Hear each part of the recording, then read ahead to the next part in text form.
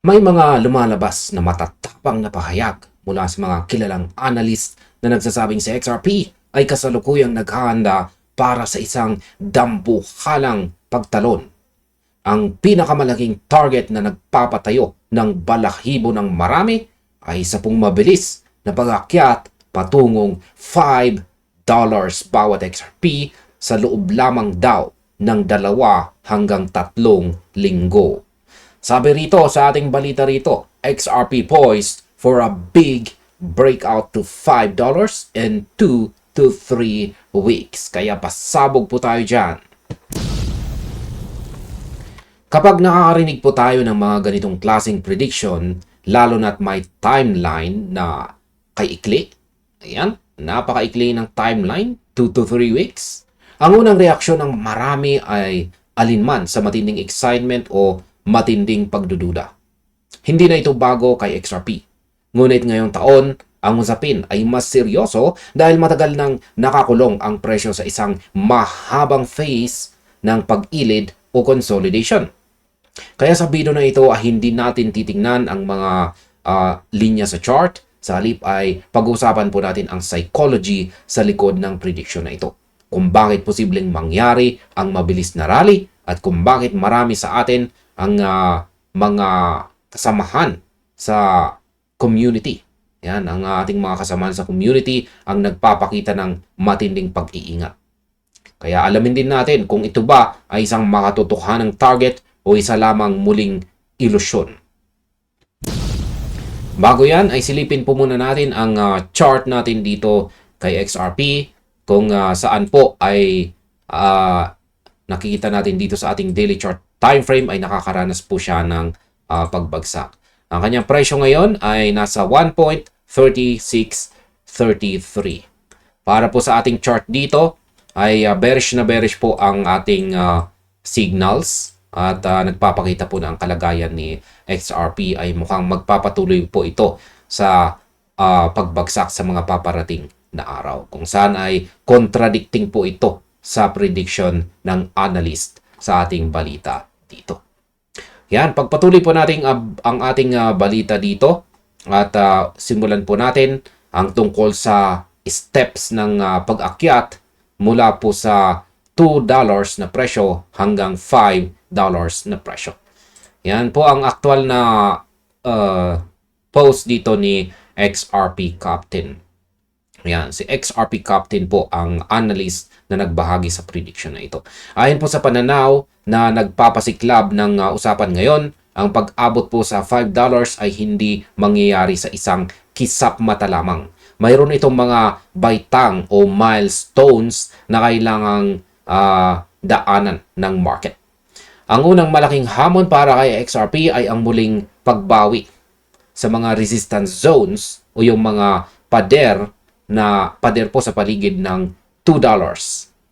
Kapag naipon po ang sapat na lakas at volume para mabasag ang pader na ito, ang presyo ay inaasahang bibilis o mag-a-accelerate patungo sa mas mataas na antas sa itaas po ng $3 bago tuluyang dumiretso para hawakan ang mailap na $5 na presyo. Ang ideya po sa likod nito ay ang matagal na pagkakakulong ni XRP. Sa kasaysayan po ng crypto, kapag ang isang asset ay gumugol ng maraming buwan o taon na walang malaking galaw habang ang ibang coin ay nagliliparan, nagkakaroon po ito ng tinatawag na undervaluation energy. Ayan. Sa aking opinion naman ay isipin po natin ang isang dambuhalang dam. Ayan. Habang nakasara ang mga gripo at patuloy ang pagpasok ng tubig sa likod ng pader, ang pressure ay patuloy na lumalaki sa loob ng istruktura, ngunit walang nakikita sa labas. Kalmado ang ibabaw ng tubig, pero sa ilalim, nag-iipon ito ng matinding pwersa. Sa oras na magkaroon ng kahit maliit na lamat sa pader o magbukas ng gate, ang tubig ay hindi lalabas ng dahan-dahan. Sasabog ito ng napabilis dahil sa bigat ng pressure na naipon sa mahabang panahon. Ganito rin ang pananaw ng mga optimistic kay XRP ngayon. Ang buwan ng pag-ilid or consolidation ng presyo ay hindi kahinaan. Ito ay ang pag-ipon ng pwersa ng mga buyers na tahimik na sumasalo ng supply. Kung titingnan po natin ang kasaysayan ng XRP nung nakalipas po na taong 2017, ganyan eksakto ang kanyang ginawa. Buwan na walang galaw. Tapos, sa loob ng 3 linggo ay nagpakita ng libo-libong porsyentong kita. Kaya para sa akin, ang ideya ng mabilis na pagtalon ay may logic naman kung pag-uusapan ang kasaysayan ng galaw ng coin na ito. Ngunit ang timeline na 2 linggo ay ang tunay na sugal dito. Ayan, pag-usapan naman po natin ang reaksyon ng community. Kung saan ay alamin po natin ang naging pananaw ni na Janina at saka Lucas. Ayan, gaya ng inaasahan, ang X ay napuno ng reaksyon mula sa iba't ibang mga traders. Dito natin makikita kung gaano katalino, kamature ang XRP community ngayon kumpara sa mga nakaraang cycle. Hindi na lang basta sumasayaw sa hype ang mga tao. Halimbawa, ang isang user dito na nagngangalang si Janina ay nagpahayag ng kanyang pangmatagalang tiwala kay XRP. Ayan, highlight lamang po natin itong si Janina. Ayan, gayon pa man,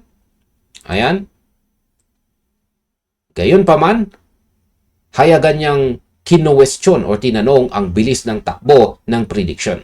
Ayon sa kanya, ang paggawa ng ganitong kalaking lukso o pagtalon sa loob lang ng 2 o 3 linggo ay nangangailangan ng exceptionally strong market momentum at ang mga dambuhalang positibong balita o catalyst na papasok sa market. Sa kabilang banda ay meron namang isang trader dito na nagngangalang si Lucas. Ayan naman po siya. Si Lucas. Ayan, siya naman po ay nagbigay ng mas pragmatikong pananaw. Para sa kanya dito, hindi mahalaga ang mga guhit o ang mga pointer na itinuturo pa itaas sa mga projections. Ang mas mahalaga ay ang tinatawag po na confirmation. Ibig sabihin, kahit anong ganda ng plano o kahit anong taas ng target, hanggat hindi pa aktwal na pumuputok ang presyo at lumalampas sa mga harang, ang lahat ng ito ay nananatiling hula o teorya lamang. Ayan, sa aking opinion ay sang-ayon po ako sa pagiging mapanuri ni na Janina at saka Lucas dito. Sa mundo ng trading, may kasabihan po tayo na the trend is your friend until the end. Ang pagkakaroon po ng target na $5 ay magandang pangarap. Ngunit bilang mga responsableng investors, kailangan po nating makita ang mga tunay na senyales sa market. Tama po si Janina kung saan ang ganyang klaseng bilis ay nangangailangan ng isang shockwave catalyst. Halimbawa, ang biglaang pag-announce ng isang bansa na gagamitin ang XRP Ledger para sa kanilang pambansang pera o ang malawakang settlement na magpapadagsa ng institutional volume.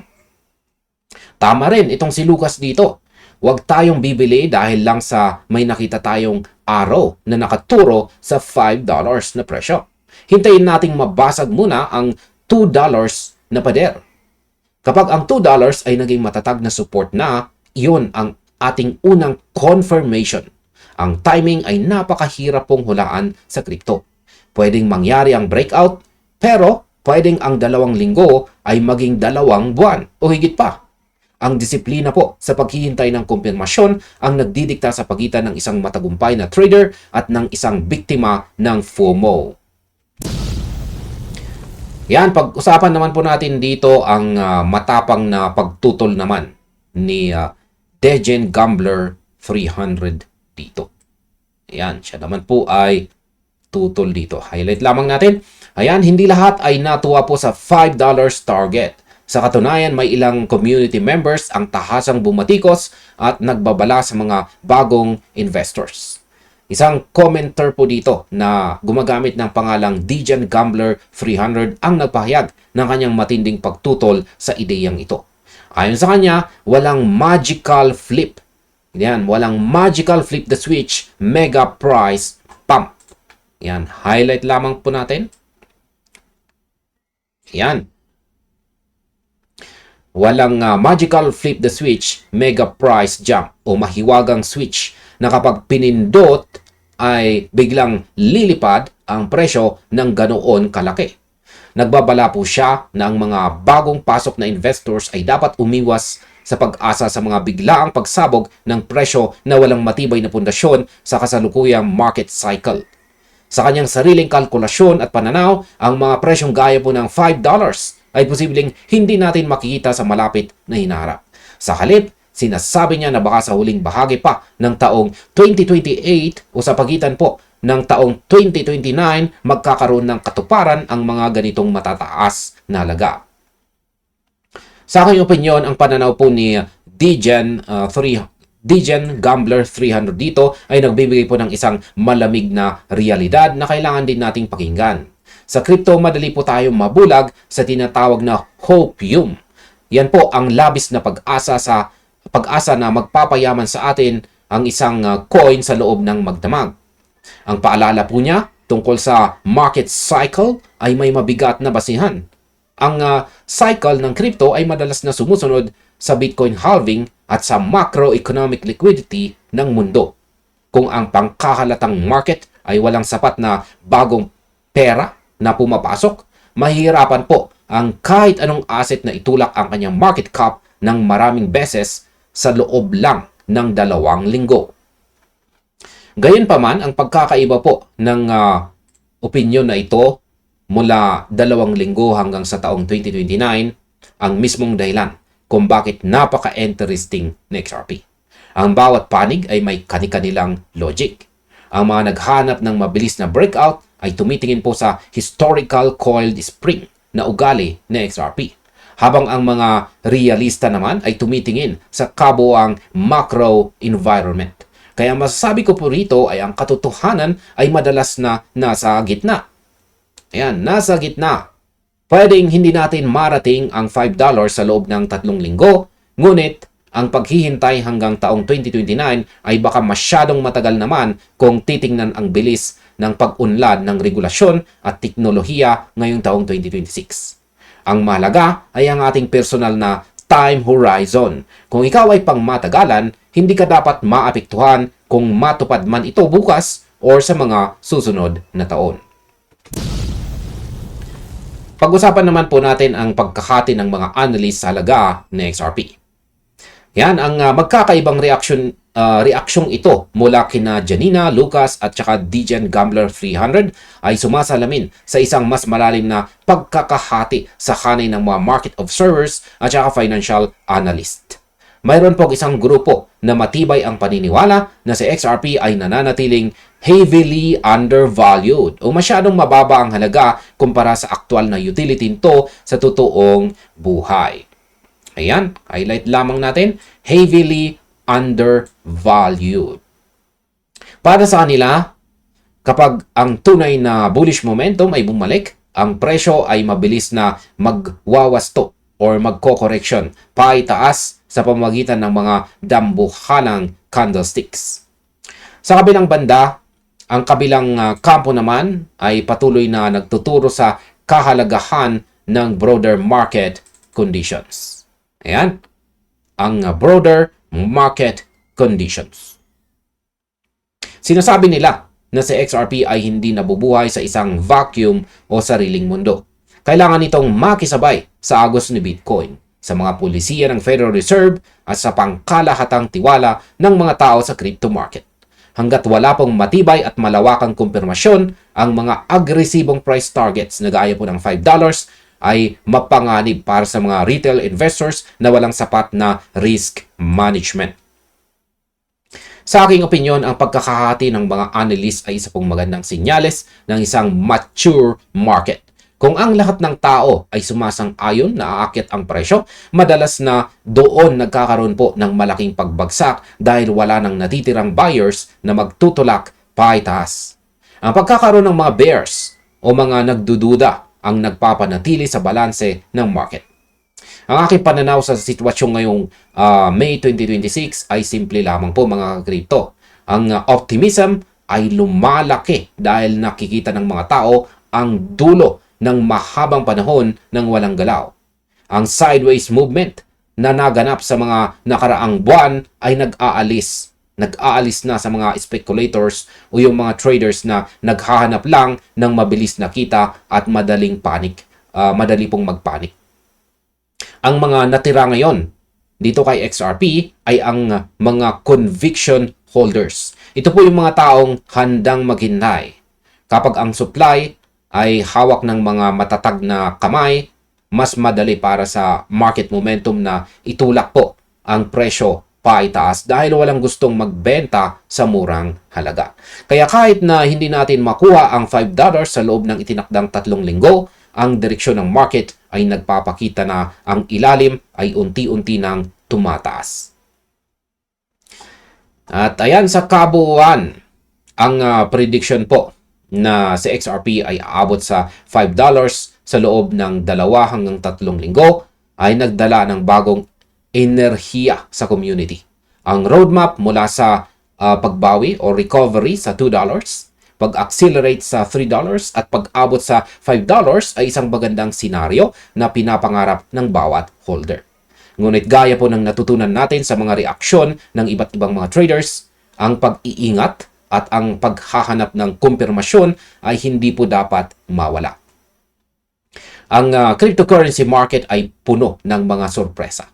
Maaring ang mabilis na breakout ay nasa pintuan na natin o maaari ring kailangan pa natin ng mas mahabang pasensya habang hinuhugis po ang tamang market cycle. Ang pinakamahalagang sandata po natin bilang isang investor ngayon pong taong 2026 ay hindi ang pakikinig sa mga hula, kundi ang pagkakaroon ng sariling plano at saka disiplina. Kaya wag po tayong magpadala sa emosyon ng karamihan, maging sa labis na takot o labis na kasakiman. Ang kaalaman po ang tamang perspektibo ang siyang magtatawid sa atin sa tagumpay. Ayan, muli po nating silipin ang ating chart dito. Ang para sa akin lamang po is mukhang malabo po ang $5 na target or aakyatin ni XRP sa loob ng 2 o 3 linggo. Kasi napaka-bearish po ng ating signal sa kasalukuyan.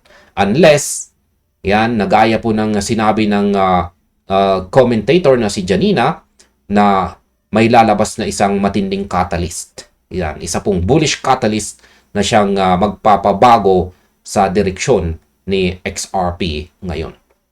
Ayan, dyan lamang po ako sasang-ayon na maaring umangat itong sa XRP sa presyong $5. Pero sa ngayon is wala po tayong nakikita na posibleng catalyst na magdudulot kay XRP ng ganyang kalakas na bullish momentum. Ayan. At ayan po mga ka-crypto, hanggang dito na lamang po tayo sa video na ito. Marami pong salamat sa panonood.